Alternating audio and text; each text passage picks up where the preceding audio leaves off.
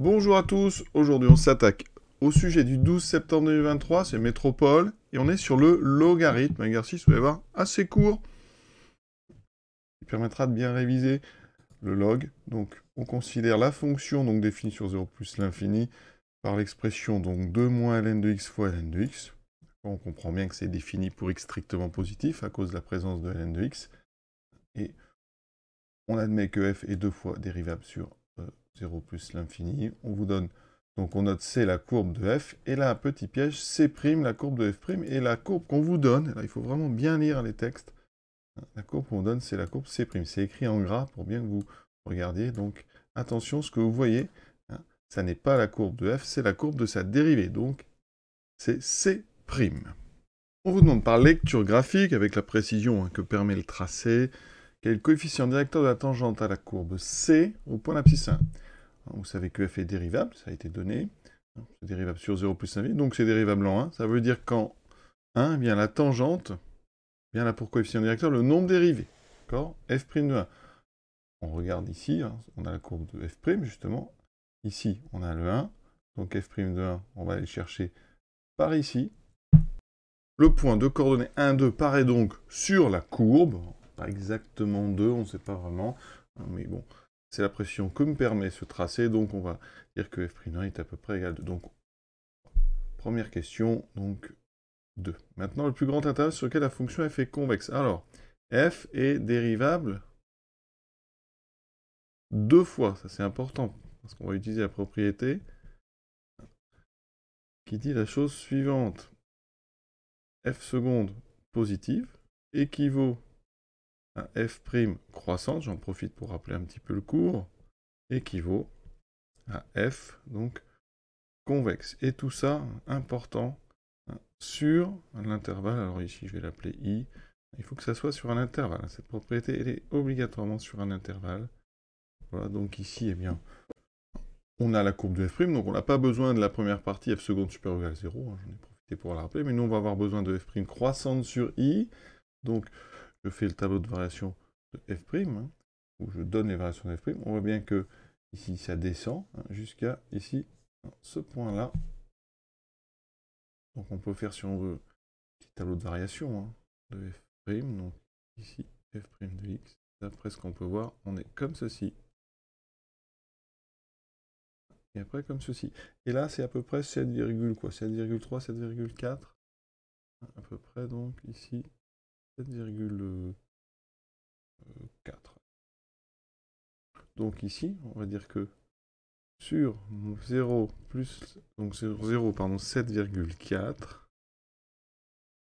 voilà, f' donc semble décroissante. Donc là, on a une partie qui a l'air, donc, ça veut dire que f sera concave, et sur donc 7,4 plus l'infini, f' semble croissante.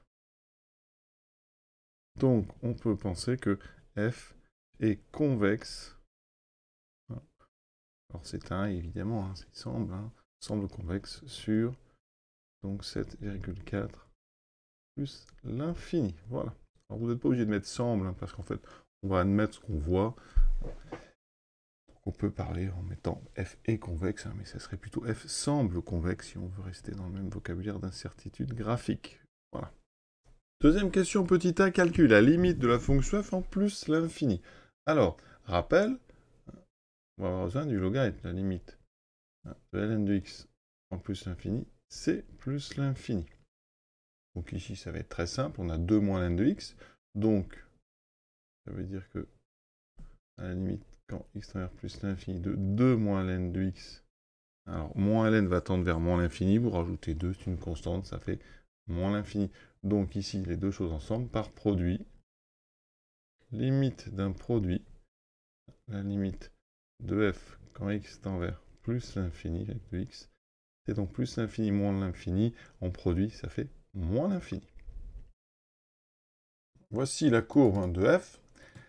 Effectivement, alors il semble qu'on ait ici une descente, donc qui corrobore un petit peu notre limite moins l'infini.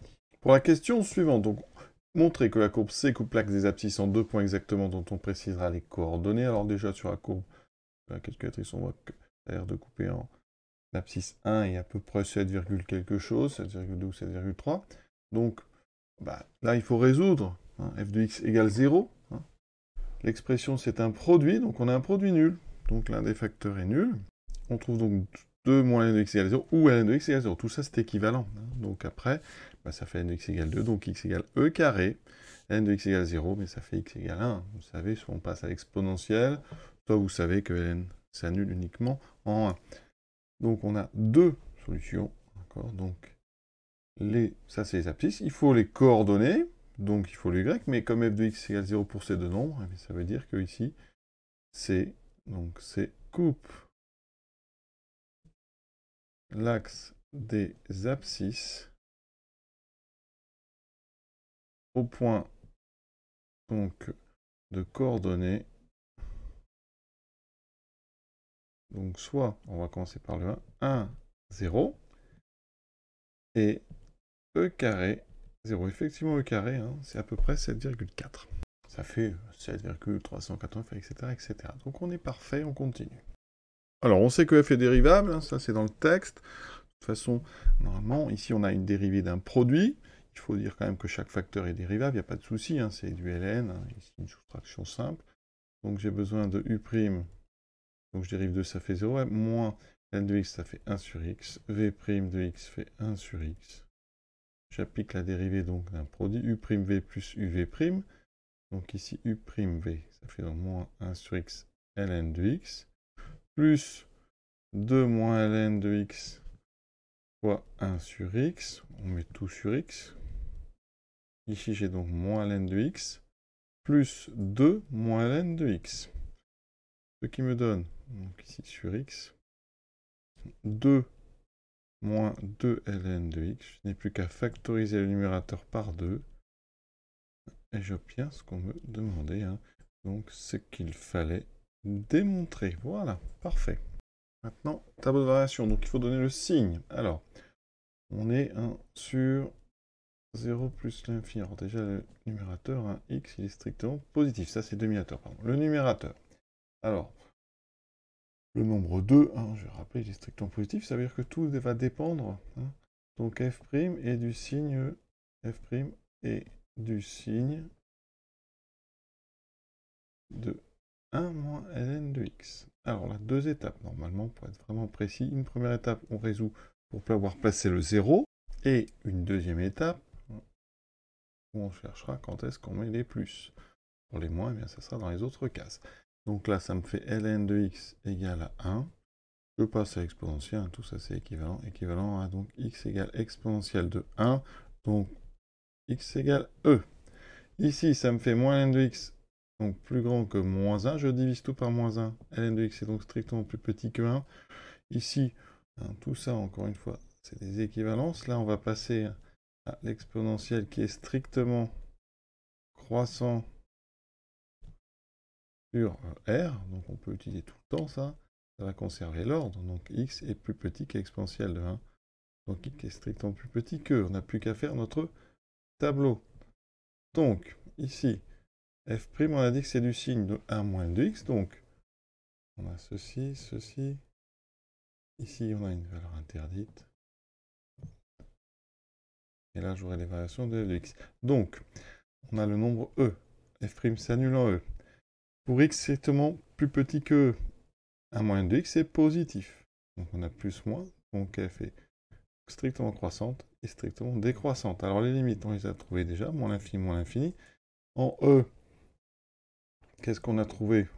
Alors, f2, je remplace. Ça fait donc 2 moins ln de e qui vaut 1, fois ln de e qui vaut 1. Ça fait 1 fois 1, ça fait 1. Donc on obtient ceci.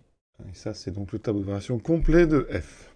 On peut vérifier ça avec les calculatrices. Hein. Vous allez dans le solver graphique, il y a tout ça sur tous les modèles.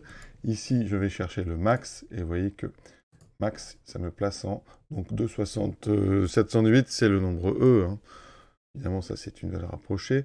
Et on a bien donc un sommet qui a l'air d'être en E1. Donc c'est parfait, ça correspond. On peut continuer, on est rassuré. Question 5. Alors on vous donne f seconde. Alors J'ai fait le calcul, hein, pour ceux que ça intéresse, on a du U sur V pour F', donc U'V moins UV' sur V carré. Hein. J'ai tout mis, et ça donne bien ce qu'on nous annonce. Alors on vous demande, par le calcul, le plus grand intervalle sur lequel la fonction f est convexe, on l'avait fait graphiquement, hein, et on en déduira toute cette étude les coordonnées du point d'inflexion de la courbe C. Alors il faut le signe de f seconde, hein, on a rappelé tout à l'heure, sur un intervalle, f seconde positif, ça équivaut à f convexe. Donc ici, il faut le signe, alors comme tout à l'heure, on va rappeler, hein, d'accord, sur 0 plus l'infini, donc 2 est strictement positif, x2 c'est un carré, une onde qui ne s'annule pas, c'est strictement positif, donc f seconde de x est du signe de ln de x moins 2. Donc je résous d'abord ln de x moins 2 égale 0, qui est donc équivalent à n de x égale 2, donc très simplement x égale e carré, et ensuite le signe ln de x moins 2 strictement positif, là, ça fait n de x strictement plus grand que 2. On repasse encore une fois ici à l'exponentielle qui est strictement donc croissant sur 0 plus l'infini, même pas sur r, hein, carrément, pour l'exponentielle. Et donc ici on peut, ça fait x strictement plus grand qu'exponentielle carré. On n'a plus qu'à faire le petit tableau de signes. Donc cette fois-ci, c'est en e carré, ça s'annule. C'est positif pour x plus grand, donc positif à droite, il reste donc une case pour le moins.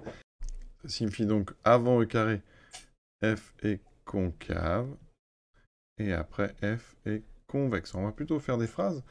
Hein, donc, sur donc 0 e carré, on peut fermer f seconde de x est, est donc négatif. Nul, f est donc concave. Et sur e carré, on peut fermer, hein, pas de problème. F seconde de x est bien supérieur ou égal à 0. F est convexe. Ça veut dire que le e carré, il est dans les deux zones. Hein. C'est pas un problème, ça, c'est normal. Donc on a quoi? F change de convexité pour x égale e carré, hein, parce que f seconde, hein, change de signe. C'est important, il faut que la dérive seconde change de signe. Et à cet endroit-là, vous avez donc pour la courbe C un point d'inflexion d'abscisse e carré et d'ordonnée, donc f de carré qu'on a déjà calculé, qui est 0. Pour terminer, on va aller regarder sur la calculatrice la tangente, donc au point d'abscisse e carré. Alors comment fait-on? Sur une Casio, vous allez sur Sketch, tangente, voilà, vous réappuyez ici, et vous appuyez sur e carré, donc ici, e carré. Ça va vous tracer donc la tangente en e carré, voilà. Vous avez son équation si vous voulez, et on a ça, vous voyez. Donc ici, qu'est-ce qu'on remarque de particulier? Je vais faire un petit zoom box, ça vous montre un petit peu tout ce que peut faire une machine. Regardez au plus près de ce point d'inflexion. Donc je vais créer une boîte, voilà. Et vous voyez ici, la tangente va arriver. Donc je vais, pardon, faut que je la refasse. Tangente. Donc e carré. Voilà, alors on ne voit pas très bien, mais vous voyez qu'ici, hein, elle arrive par-dessous. Et ici, on ressort par-dessus. C'est pas très net ici sur les calculatrices, vous voyez, c'est pour ça que c'est quand même bien parfois quand on est en dehors du contrôle d'aller regarder sur GeoGebra qui est beaucoup plus précis que ça. Regardez, donc la courbe arrive par-dessous, ici notre point d'inflexion, et elle ressort au-dessus. Donc ça s'appelle une tangente qui traverse la courbe.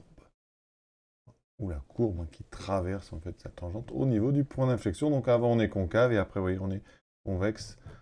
Voilà ce que ça donne de plus loin. Donc une zone ici convexe et ici une zone qui semble bien concave. Voilà, l'exercice est terminé. À très bien. Vous voyez la courbe ici arrive par-dessous avec une forme concave. Point d'inflexion ici elle ressort par-dessus, hein, une zone convexe. Voilà, cet exercice est terminé. J'espère que ça vous a plu. À bientôt.